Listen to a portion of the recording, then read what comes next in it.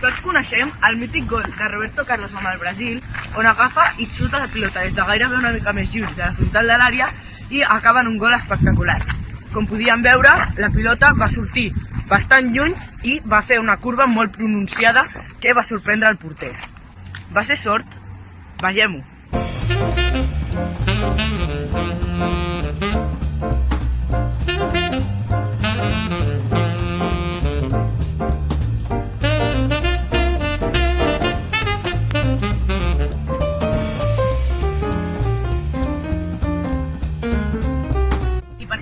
Aquest efecte. Em sap greu dir-vos que això no és ni per sort ni per l'aire, sinó per l'efecte Magnus. L'efecte Magnus és un fenomen físic denominat així en honor al físic i químic alemany Heinrich Gustav Magnus, que va descobrir la trajectòria d'un objecte en rotació que es desplaça per un fluid, en particular és l'aire. És el producte de diversos fenòmens, inclòs el principi de Bernoulli i el procés de deformació de la capa límit en el fluid situat entorn dels objectes en moviment. Un objecte en rotació crea un remolí d'aire al seu entorn, produint així una rotació i, en un dispar, que la pilota agafi efecte.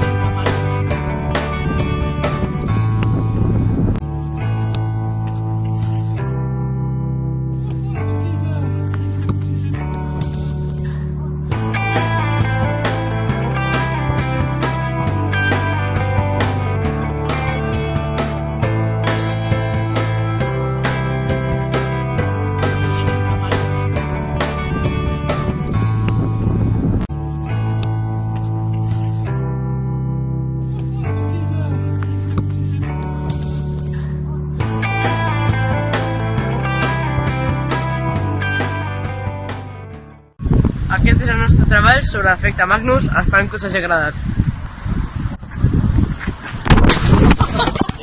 ¡Hola!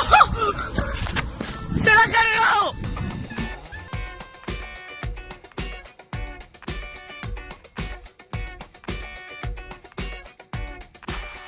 És producte de diversos fenòmens, inclús el principi de Bernoulli.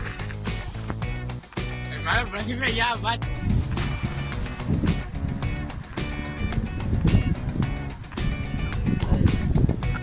Tots coneixem el mític gol de Roberto Carlos amb el Brasil, on agafa i xuta el